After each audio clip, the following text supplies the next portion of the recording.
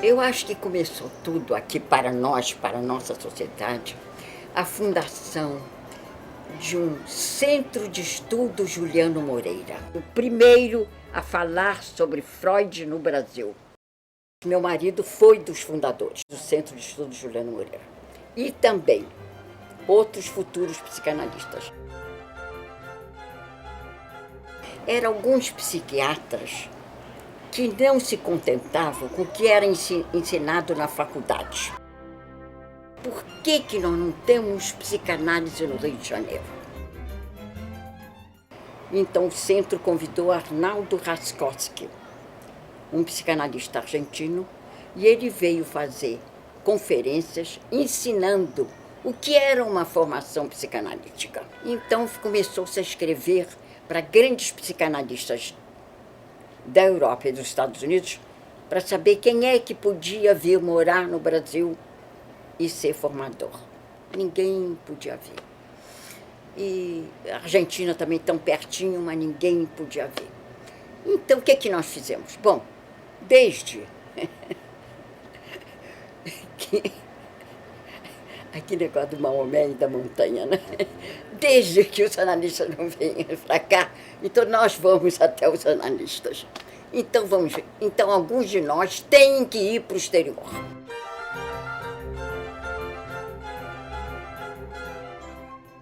Bahia, Perestrelo, eu e Valderedo resolvemos ir para a Argentina. Enquanto nós estávamos lá, o centro conseguiu que viesse um inglês, Mark Burke, e que viesse um alemão, Kemper, Werner Kemper. Nós fomos chamados assim, os argentinos, os burkeanos e os kemperianos. Eram os três grupos. Depois, Burke e Kemper brigaram. E aí, nós nos unimos mais os argentinos se uniram mais aos burkeanos. Então aí nós queríamos formar um grupo de estudo. Em 57, no Congresso de Londres, nós fomos aceitos como grupo de estudo. E depois, em 59, seríamos aceitos como sociedade. Então, fundadores do grupo de estudo, professor Décio de Souza, professor Danilo Perestrelo, professor Valderedo Ismael de Oliveira, porque todos dois eram docentes livres, Alcion Bahia, Edgar de Almeida, Luiz Werneck, Luiz Lacerda Werneck, Mário Pacheco de Almeida Prado, João Cortes de Barros, está faltando alguém, Zenaida Aranha e Naura Carneiro Leão. Maria Alzira Perestrelo. Aí eu. E eu, Maria Alzira Perestrelo.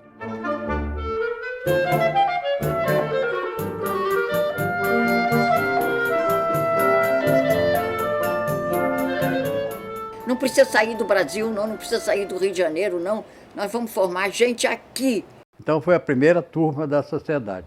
Era mais ou menos em torno de 10 colegas que eram analisando do doutor Décio, do professor Décio e do doutor Valderedo. Eu estava no grupo do doutor Valderedo. O caminho da formação foi muito tranquilo, de maneira que não havia nenhuma dificuldade, didatas foram aparecendo, o número de didatas foi aumentando e, consequentemente, também o número de alunos ia aumentando, a sociedade crescendo numa quantidade grande. Primeiro a sede provisória na Praça Cedeiro Correia, depois na 19 de fevereiro, e depois, como eu sempre tive como orientação da minha vida, trazer o meu consultório para perto da minha casa, eu aproveitei a oportunidade, porque estavam querendo vender essa casa, e eu digo, bom, é uma boa oportunidade para trazer a sociedade para perto de mim. e foi comprada com contribuição de todos os membros, alunos e membros já da sociedade. Foram feitas modificações, exatamente, e deram a oportunidade de nós fazermos lá naquela parte lá de cima um auditório que não é comum que possa haver em casa em Botafogo, um auditório com 110 lugares, de maneira que foi realmente um local muito adequado, né, para a instalação da sociedade. E várias modificações depois foram feitas na casa e fizeram essa instituição de forma muito agradável, de forma muito boa e muito funcional, com a biblioteca, com as modificações dos quartos aí para essas salas várias salas aí de cima. Quando nós começamos era uma turma pequena, a sociedade era muito pequena, alguns didatas e alguns estudantes, numa casa na rua 19 de Fevereiro. Naquela época a sociedade era bem mais fechada, bem mais rigorosa. Havia uma hierarquia muito grande aqui, uma separação muito grande entre os didatas e os candidatos. Havia poucos alunos que tinham coragem de se manifestar, né? E é verdade. Era um clima persecutório. E eu acho que também, né, a gente viveu uma época em que o clima científico nas reuniões era muito rico. Estimulante, muito rico. Isso foi uma coisa, eu acho que é um privilégio. Né? Quer dizer, nós entramos aqui numa instituição que veio dividida da sua origem entre uma formação de escola inglesa, ou seja, mais voltada para as ideias de Melanie Klein, e o grupo que foi fazer formação na Argentina, mais voltado às ideias de Freud. Talvez essa própria diversidade e essa própria tensão que se criou entre os dois grupos acabou sendo uma coisa muito produtiva, porque gerou também uma certa abertura para serem introduzidas aqui, e nisso eu acho que somos pioneiros, autores que não se costumava frequentar em outras instituições psicanalíticas, né? Agora, em 1978, houve realmente um movimento importante, que foi um movimento de expansão das funções didáticas, e aí passou-se a ter, eu tenho a impressão que de 11, eu acho que foram 20 e poucos, 23, uma coisa assim. Isso representa uma grande abertura. Foi uma grande abertura e, quer dizer, uma grande possibilidade, inclusive, de atendimento e de ingresso de outros colegas aqui na sociedade. E precisava também fazer mais didatas pelo seguinte, porque havia filas para você começar a sua análise pessoal. Isso. Então havia uma situação terrível que... Um estrangulamento, né? Eu esperei 1 ano e tanto para poder começar a minha análise como didata, porque o número de didatas não era suficiente na época para atender a demanda das pessoas que queriam se formar psicanalistas, né? Foi a doutora Inaura Carneiro Leão que teve a iniciativa desse movimento de extensão de funções didáticas aos membros efetivos, e a partir daí muitas coisas aconteceram, né? Foi um momento de muita ebulição política interna. Em 1982, se iniciou o processo de reforma dos estatutos da sociedade. Uma ampla discussão, uma belíssima discussão científica e política sobre a instituição, em que todos participaram. Isso é importante frisar. Independente de divergências, de posições contrárias, houve uma participação democrática de todos os membros da sociedade. E a pujança científica aumentou. Imagine você, né, a quantidade de trabalhos científicos que a sociedade apresentava por ocasião de congressos era enorme. Talvez até a sociedade com maior quantidade de trabalhos em um congresso brasileiro, né? Era uma pujança, era uma coisa muito rica. Olha, eu costumo dizer que eu entrei numa sociedade e me formei em outra, porque acho que foi em 92 a sociedade estava iniciando uma grande crise. Foi uma crise porque a Associação Internacional, nós fizemos uma reforma de estatuto aqui na sociedade em 82, com uma série de inovações, e que, a meu ver, foi uma reforma muito avançada para a época, e foi muito contestada pelo standard da Associação Internacional. E se associou a isso uma crise interna, de modo que houve alguns descontentes, embora muito poucos, menos de 10% de nós membros, esses descontentes que achavam, mais conservadores, que achavam que nós tínhamos tomado medidas que não seriam adequadas, fizeram um questionamento e dirigindo-se à IPA, né? Fizeram uma mobilização junto à Associação Internacional para intervirem na nossa instituição. Foi desastrosa.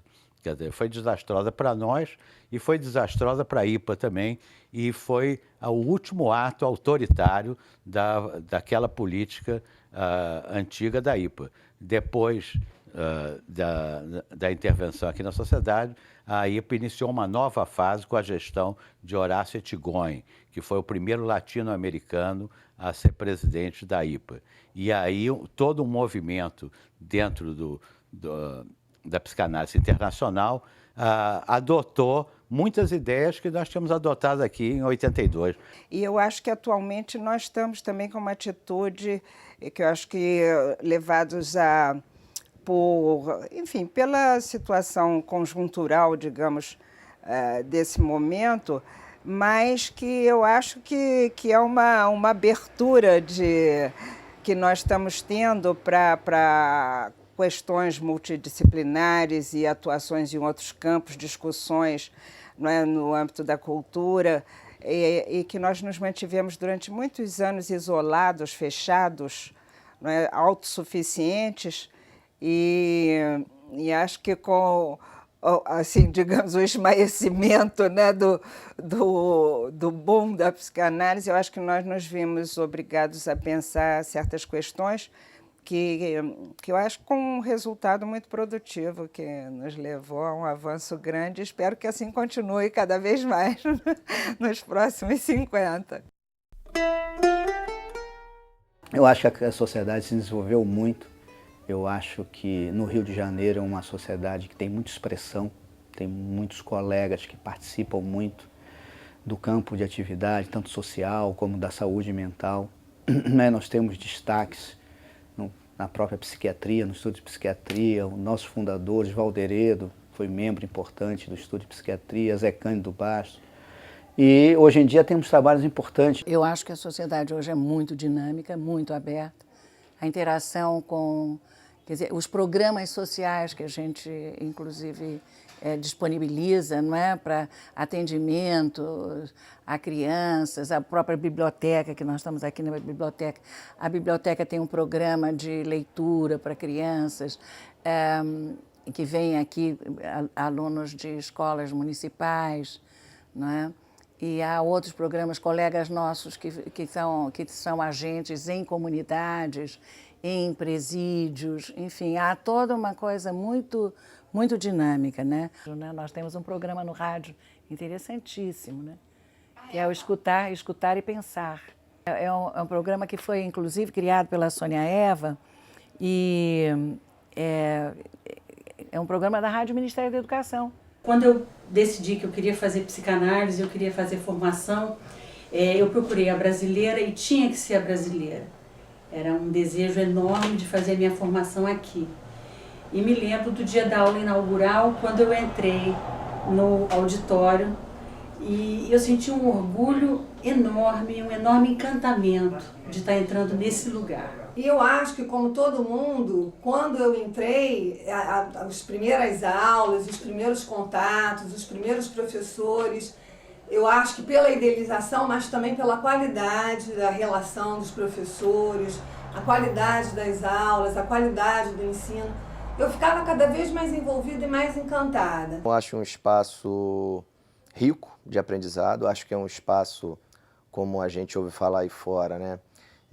De um interesse onde predomina a clínica. A clínica social é um departamento da sociedade de extrema importância, porque as pessoas nos procuram para buscar um atendimento que nós podemos dar a alguns alunos e muitas vezes até membros, já que quando nós podemos atender pessoas a um preço mais popular e dar um bom atendimento. Temos a Clínica Paz Bebê, né, que se atende pais e bebês juntos. Essa clínica foi fundada há alguns anos atrás e hoje em dia nós temos todo um desenvolvimento de atividades visando seja a formação de profissionais dentro da sociedade para esse tipo de atendimento, que é um atendimento que é um pouco diferente da psicanálise, mas ele é baseado na psicanálise.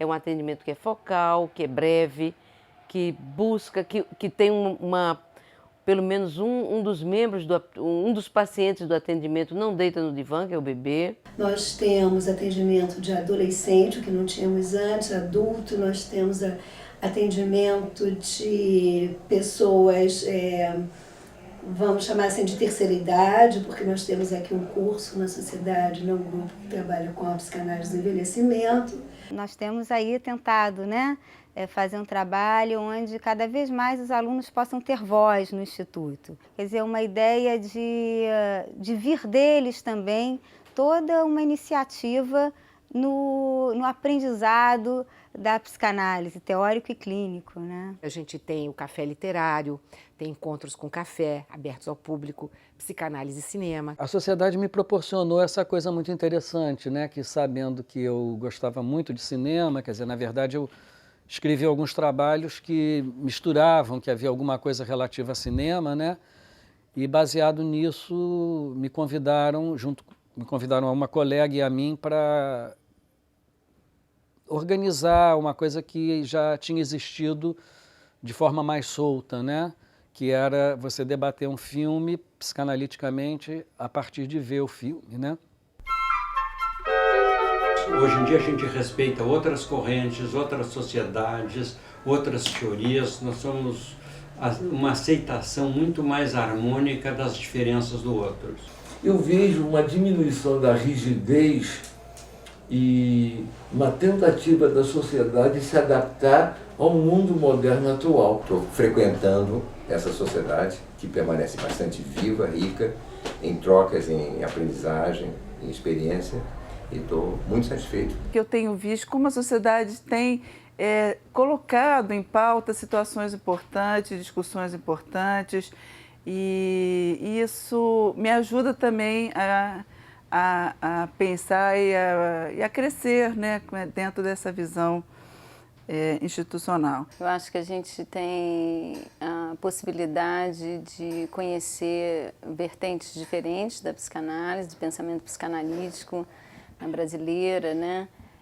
Cada vez mais as pessoas interessadas em saber, isso eu vejo nos encontros científicos, né, nos seminários, as pessoas interessadas em saber sobre a clínica de cada um, né, particularmente, mas o que move, o que sustenta, né, teoricamente.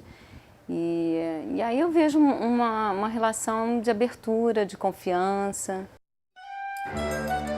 Eu adoro pertencer a essa sociedade. Quero fazer uma saudação aos nossos pioneiros, fundadores e a todos os analistas que portaram a bandeira até hoje. Quero